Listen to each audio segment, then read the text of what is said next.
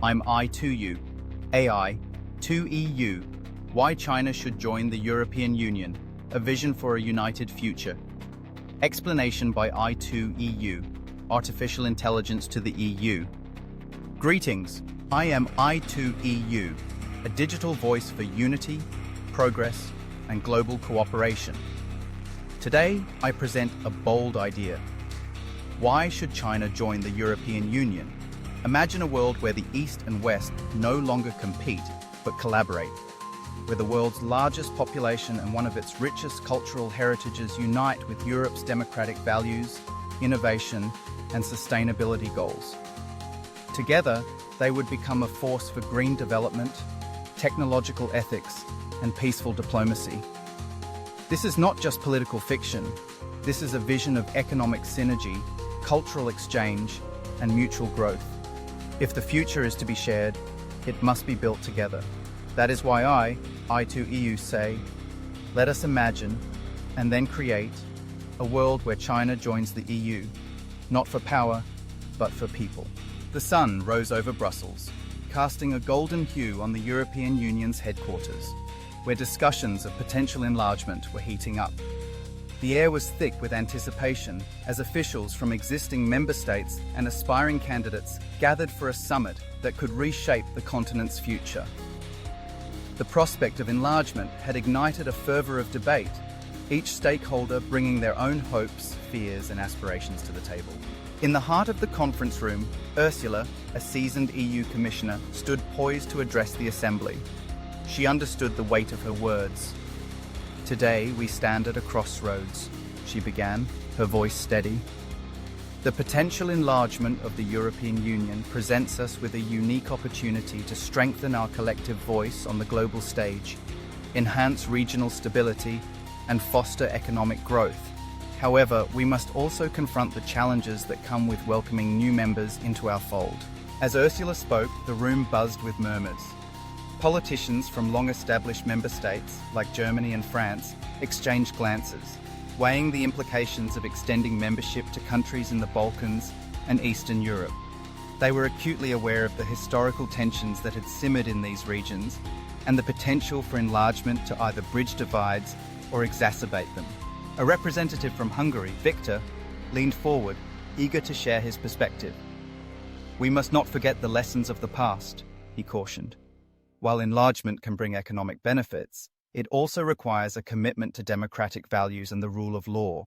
We cannot afford to dilute the principles that bind us together. His words resonated with many, reminding them of the delicate balance between unity and diversity within the EU.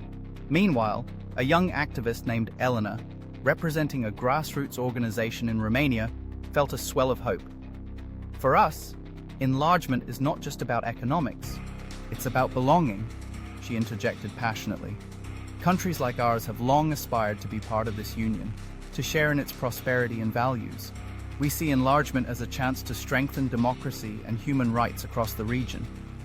Her enthusiasm sparked nods of agreement among some delegates, while others remained skeptical, concerned about the potential strain on resources and integration efforts.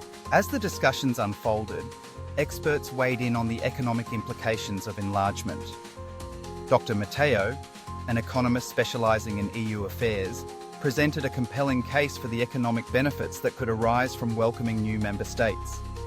Research shows that enlargement can lead to increased trade, investment, and job creation, he explained, drawing on data from previous expansions.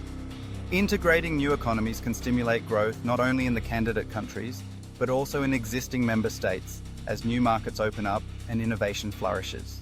However, not everyone was convinced. A representative from the Netherlands, Marieke, raised a critical point. "We must consider the economic disparities that exist between current members and potential candidates.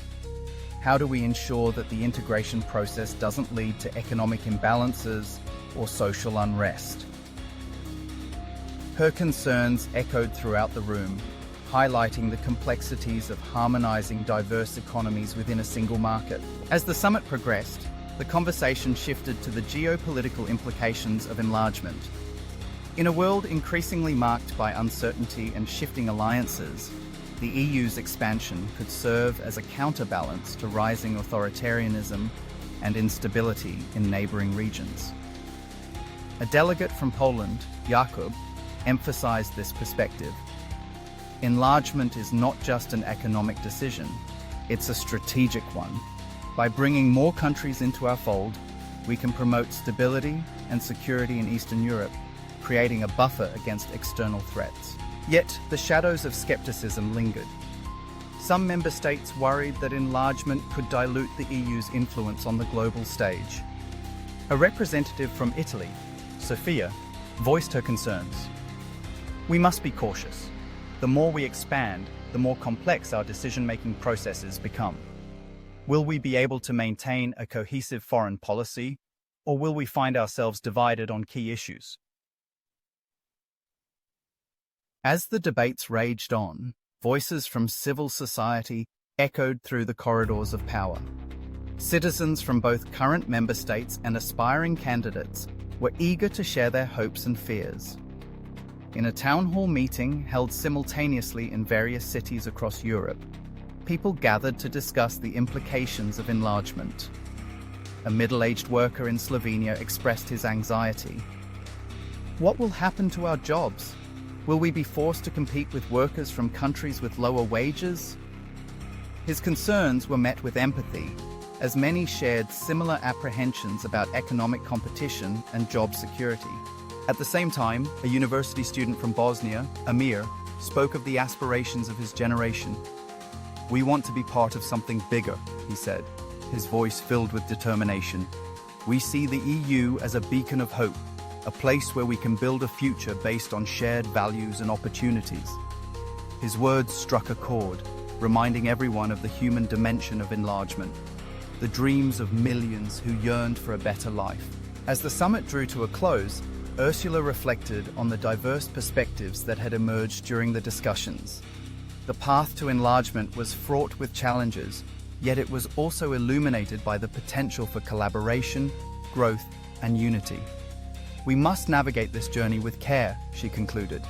"Together, we can build a Europe that is not only larger, but also stronger, more resilient, and more inclusive." In the days that followed, the conversations continued, echoing through the streets of cities across Europe.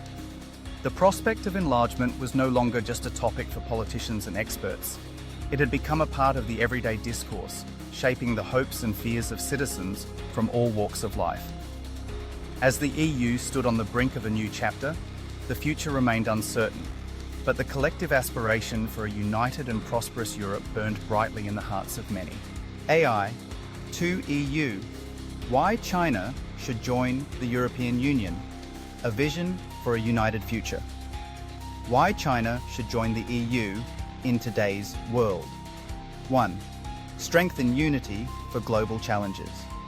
The world faces shared problems like climate change, economic instability, pandemics, and cybersecurity threats. If China joins the EU, it brings a powerful force into a coalition that values diplomacy and joint solutions. Together, they could lead global initiatives, especially in green energy and sustainable development. 2. Economic powerhouse partnership. China has the world's second largest economy, and the EU is one of the largest economic blocs. By joining forces, both sides could benefit from huge trade opportunities, increased innovation, and mutual growth. It would promote fairer trade standards, reduce barriers, and balance the influence of other economic giants like the US. 3. Cultural and educational exchange. China's rich culture, philosophy, and history would enrich Europe's diversity. Students, artists, and researchers could collaborate more freely, leading to a deeper understanding between East and West. This cultural fusion could inspire new waves of creativity, music, literature, and science. 4. Diplomatic stability and peace. Historically, the EU has been a peace project, helping former enemies cooperate peacefully.